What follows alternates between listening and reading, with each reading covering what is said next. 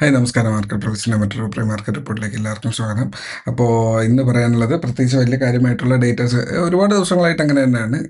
ഇല്ല, ഡേറ്റാസ് കാര്യമായിട്ടില്ല. മാർക്കറ്റിനെ പോസിറ്റീവായിട്ട് കൊണ്ടുപോകാനുള്ള ഡേറ്റാസ് ഇല്ല. നെഗറ്റീവായിട്ട് കൊണ്ടുപോകാനാണെങ്കിൽ റിലേറ്റഡ് ആയിട്ടുള്ള സ്റ്റോക്സ് പ്രോഫിറ്റ് ബുക്കിംഗ് നടക്കുന്നുണ്ടായിരുന്നു. കോസ്പി, ജപ്പാൻ പോലുള്ള കൊറിയൻ, ജപ്പാൻ സ്റ്റോക്ക് മാർക്കറ്റ്സ് ഒക്കെ അത്യാവശ്യം നല്ല ഡൗൺ ആണ്. US മാർക്കറ്റ്സ് ഇന്നലെ ഡൗൺ ആയിരുന്നു.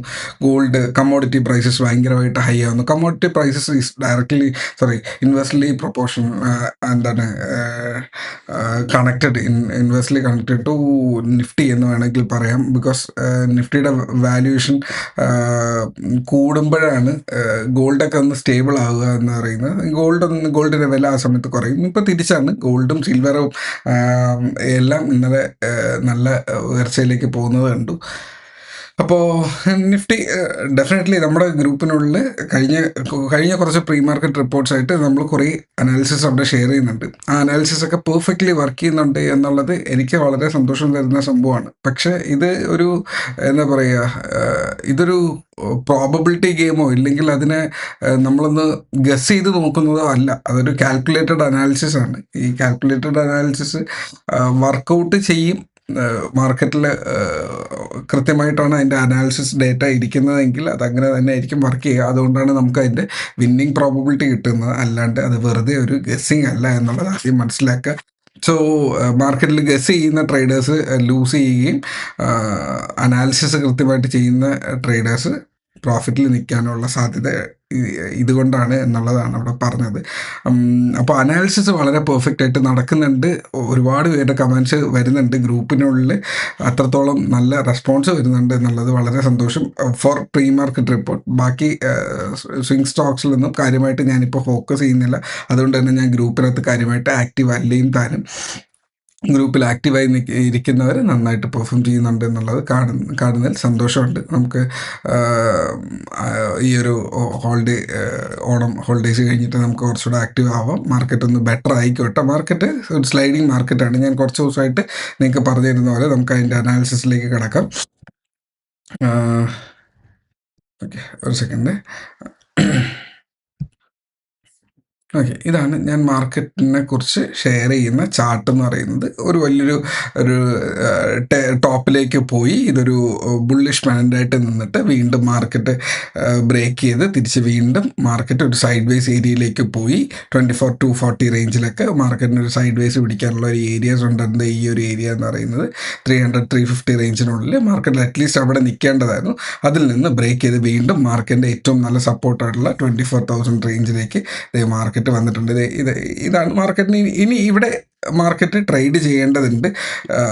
അറ്റ്ലീസ്റ്റ് ഈ ഒരു ഏരിയയിലാണ് മാർക്കറ്റിന് ഏറ്റവും കൂടുതൽ ട്രേഡിങ് സിറ്റുവേഷൻസ് കിടക്കുന്നത്. അപ്പോൾ മാർക്കറ്റ് ആ ലെവല് ബ്രേക്ക് ചെയ്ത് മാർക്കറ്റ് ഏറ്റവും ഇമ്പോർട്ടൻ്റ് ആയിട്ടുള്ള 24,000 സപ്പോർട്ടിലേക്ക് ഓൾമോസ്റ്റ് എത്തിയിട്ടുണ്ട്.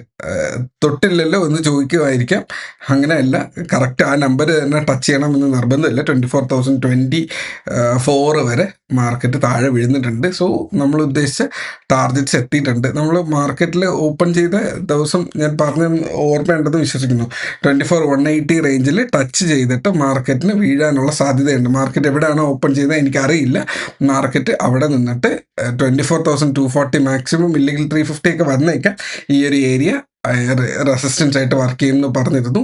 മാർക്കറ്റ് തൊട്ട് താഴ്ത്തത് ഇന്നലത്തെ സപ്പോർട്ടായിട്ടുള്ള 24,180 എന്നുള്ള ഒരു ലെവലായിരുന്നു. അപ്പോൾ ഈ 180 മാർക്കറ്റ് ഓപ്പൺ ചെയ്തു, 180യിലേക്ക് ടച്ച് ചെയ്തു, തിരിച്ച് വീണ്ടും താഴെ വന്നു. 24,100 നമ്മുടെ ഫസ്റ്റ് ടാർഗറ്റ് ആദ്യത്തെ മണിക്കൂറിൽ തന്നെ ടച്ച് ചെയ്തു. സെക്കൻഡ് ടാർഗറ്റോ വരും മണിക്കൂറുകളിൽ അടുത്ത രണ്ടാമത്തെ മണിക്കൂറൊക്കെ ആയപ്പോഴേക്കും ഓൾമോസ്റ്റ് വന്ന് 24,020 വരെ വന്നിട്ടുണ്ട്. അപ്പോൾ ഏതാണ്ട് 140 പോയിന്റോളം മാർക്കറ്റ് 0.5% മാർക്കറ്റ് വീഴുന്നിട്ടുണ്ട്. അതിനകത്തായിട്ട് ശ്രദ്ധിക്കുന്ന ഒരു വ്യക്തിക്ക് അതിൻ്റെ അകത്ത് നിന്ന് അത്യാവശ്യം നല്ലൊരു 1-2 ട്രേഡ് എടുക്കാൻ പറ്റുമെന്നുള്ളതാണ്. ഗ്രൂപ്പിനകത്ത് അത് സ്ഥിരമായിട്ട് എനിക്ക് പേഴ്സണലി മെസ്സേജ് വരാറുണ്ട്. അതിനെടുത്ത് ഒരു ടെസ്റ്റിമോണി ഇട്ട് അടുത്ത ബാച്ചിലത്തേക്ക് ആൾക്കാരെ ജോയിൻ ചെയ്യിക്കേണ്ട ആവശ്യം എനിക്കില്ലാത്തത് കൊണ്ട് ഞാൻ അതവിടെ ഷെയർ ചെയ്യുന്നില്ല എന്നുള്ളത് മാത്രമേ ഉള്ളൂ. ഗ്രൂപ്പിനകത്ത് വളരെ സന്തോഷമായിട്ട് കാര്യങ്ങൾ പോകുന്നുണ്ട്. ഓക്കെ, അടുത്ത ലെവൽ എന്ന് പറയുന്നത് ഈ 24,000 ടു 23,960 എന്നിങ്ങനെ ഒരു ലെവലുണ്ട്. അതും ബ്രേക്ക് ചെയ്ത് കഴിഞ്ഞാൽ മാർക്കറ്റ് വളരെ വീക്കായിട്ടുള്ള ഒരു സിറ്റുവേഷനിലേക്ക് കടക്കും. ഇതാണ് ഈ മാർക്കറ്റിന്റെ ഏറ്റവും നല്ല സപ്പോർട്ട് ഏരിയ എന്ന് പറയുന്നത്. ഓക്കെ, അപ്പോൾ ഓക്കെ 960.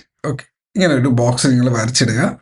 ഓക്കെ, ഈ ബോക്സ് എന്ന് പറയുന്നത് 24,000 ടു 23,960 ആണ്. അതിനുശേഷം താഴേക്ക് പോയി കഴിഞ്ഞാൽ മാർക്കറ്റിൽ ഒരു നെഗറ്റീവ് വളരെ നല്ലൊരു വീക്ക്നെസ്സിലേക്ക് മാർക്കറ്റ് പോകാനുള്ള സാധ്യതകൾ ഉണ്ട്. ഓക്കെ, മാർക്കറ്റിന് പിന്നെ അടുത്തുള്ള ലെവൽ എന്ന് പറയുന്നത് 800 600 റേഞ്ചാണ് ഏറ്റവും ഇമ്പോർട്ടൻ്റ് ആയിട്ടുള്ള സപ്പോർട്ട്. അത്രയും വീണ്ടും ഇനി താഴെ പോകാനുള്ള സാധ്യതയുണ്ട്. സോ മാർക്കറ്റ് അറ്റ്ലീസ്റ്റ് ഇവിടെ എവിടെയെങ്കിലും സപ്പോർട്ട് എടുക്കട്ടെ എന്നുള്ളതാണ് എൻ്റെ പേഴ്സണൽ കാൽക്കുലേഷൻ. മാർക്കറ്റ് ഓപ്പൺ ചെയ്യാൻ സാധ്യത 24,080 റേഞ്ചിലാണ്. അപ്പോൾ ഈ 24,000 എന്ന് പറയുന്നത് 24,080 വരാൻ ഓൾമോസ്റ്റ് 50-60 വരാൻ സാധ്യതയുണ്ട്. ഓപ്പൺ ചെയ്യാൻ സാധ്യത 24,060. അപ്പോൾ മാർക്കറ്റിന് കൺഫ്യൂഷൻ ആവും. ഒന്നുകിൽ മാർക്കറ്റിന് മുകളിലേക്ക് പോകണം. ഓക്കെ, നമ്മുടെ ചാർട്ട് ഒന്ന് വലുതാക്കാം.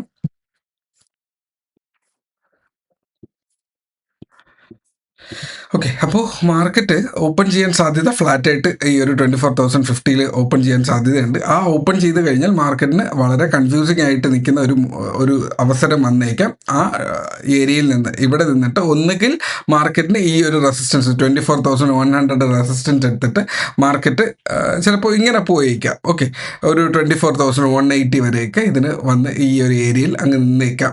ഇതിനുള്ളിലായിരിക്കാം മാർക്കറ്റ് ഇന്ന് ട്രേഡ് ചെയ്യാനുള്ള സാധ്യത.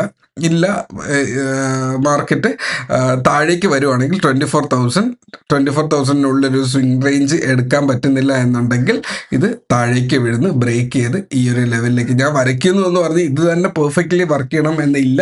മാർക്കറ്റ് ഇവിടെ വന്നിട്ട് തിരിച്ച് വേണമെങ്കിൽ ഇതിന് മേളിലോട്ട് പോയിട്ട് തിരിച്ച് വീണ്ടും വരാം, ഇല്ലെങ്കിൽ മേളിലേക്ക് പോയി ഇത് ഇവിടെ സപ്പോർട്ട് ചെയ്യാം. അത് കംപ്ലീറ്റ്ലി മാർക്കറ്റ് എങ്ങനെ മൂവ് ചെയ്തെന്നുള്ളത് മാർക്കറ്റിന് മാത്രം അറിയുന്ന കാര്യമാണ്.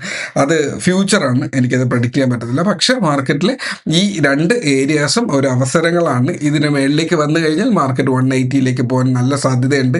ഇതിന് താഴേക്ക് വന്നു കഴിഞ്ഞാൽ 880 വരാനോ ഇല്ലെങ്കിൽ 800 ഭാവിയിൽ വരാനോ സാധ്യതകളുണ്ട്. സോ ഇതിനനുസരിച്ചിട്ടുള്ള ഒരു ട്രേഡ് പ്ലാൻ ചെയ്യുക. അതായിരിക്കും ഏറ്റവും കൂടുതൽ വർക്ക് ചെയ്യാനുള്ള സാധ്യത. സോ ഇതാണ് എൻ്റെ ഇന്നത്തെ മാർക്കറ്റ് അനാലിസിസ് ഇല്ലെങ്കിൽ ട്രേഡ് അനാലിസിസ് എന്ന് പറയുന്നത്. ഇതിനനുസരിച്ചിട്ടൊരു സിറ്റുവേഷൻ ക്രിയേറ്റ് ചെയ്യുക. Trade safe, take care, by.